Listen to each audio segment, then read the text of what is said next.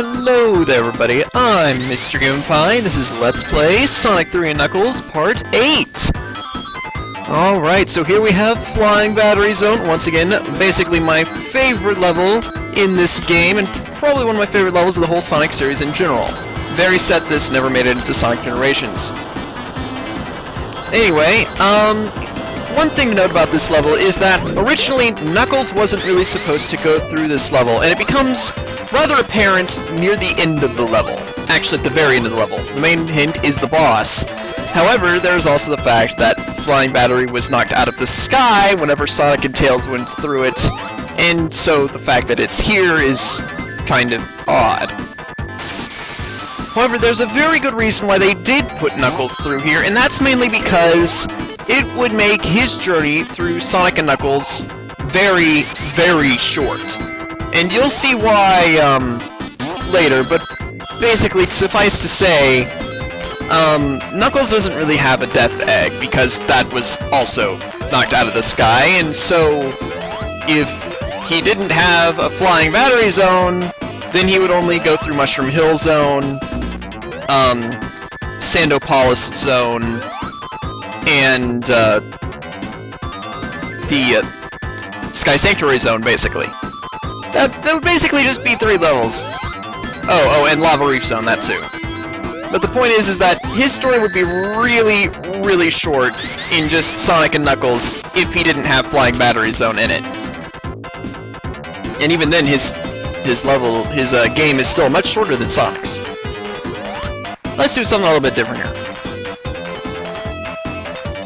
Or let's not, because Momentum hates me. Oh. Come on, Knuckles. What are you doing?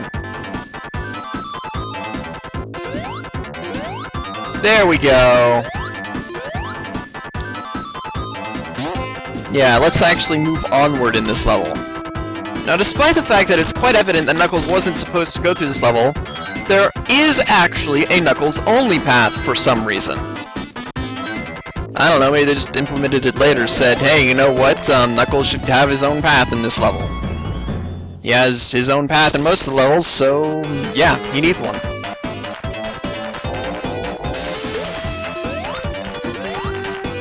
And it's right here. Climb up this wall and boom.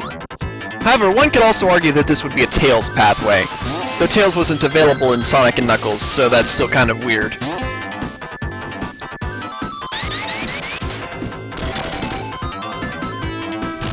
I don't believe that we ever saw any sections like this when playing as Sonic. Just let the bombs destroy this pathway down here, and we have a way to move onward.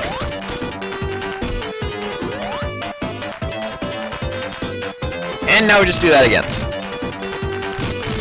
Not hard at all. None of the other areas can actually be destroyed in that fashion. And after going off a ramp, we find the mini-boss again! Yeah, here he is, in all of his have-to-defeat-myself glory.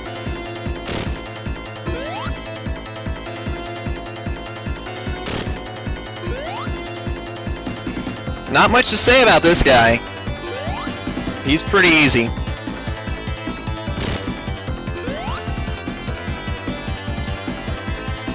Yep, there he is. Done.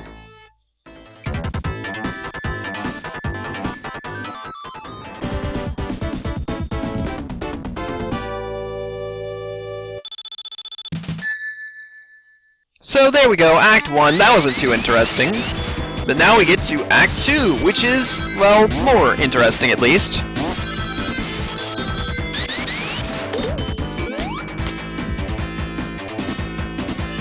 Awesome little electrical shield there, in case you don't have one already. Of course, I do.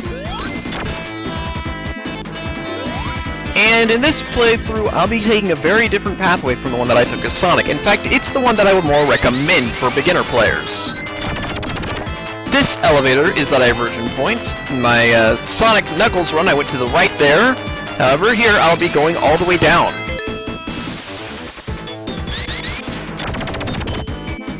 It's actually a much easier pathway.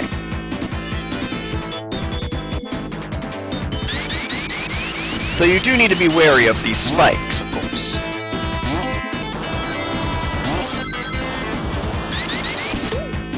And spiders are our friends! They carry us onwards.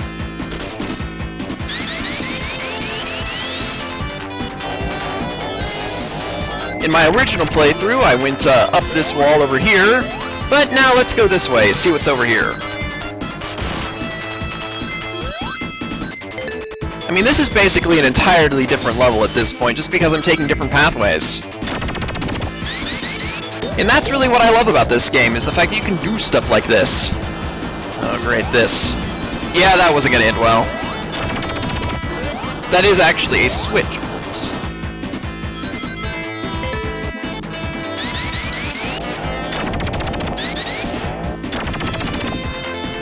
And the pathways converge once more.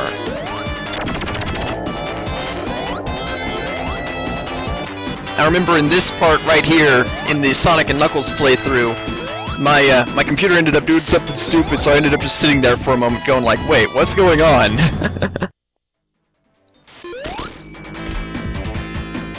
Just a nice little thing to look back on in case you ever decide to watch Sonic and Knuckles again.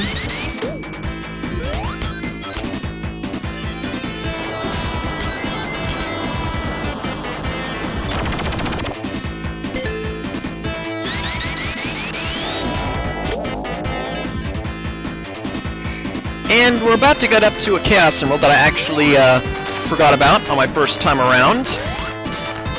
It's over here! There's big ring. It should be noted that, wait, no, actually, I'll have to check on something later. Anyway. And here we have Egg Robo with his giant laser! Yep, that's a laser, alright. Gee whiz, I didn't even have to move to dodge at that time. Yeah, this isn't really hard at all.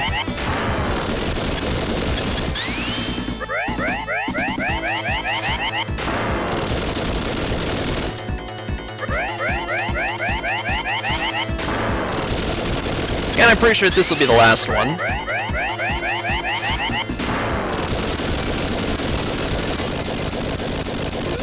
And here we go.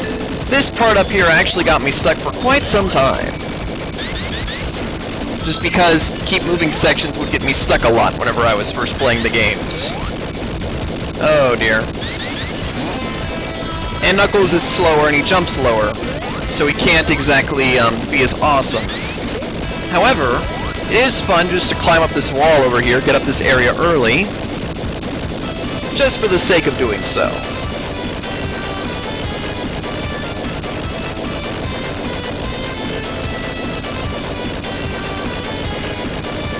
Alright.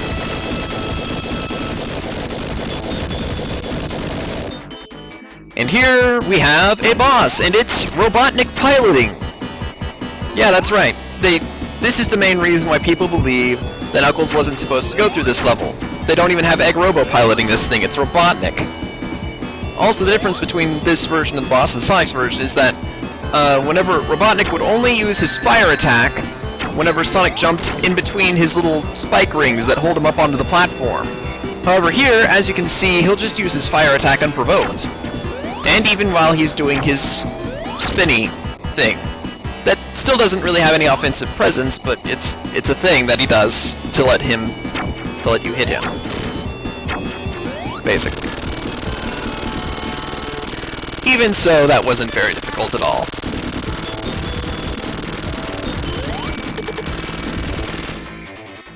With that said, I've been Mr. Game & Pie, and I'll see you folks next time.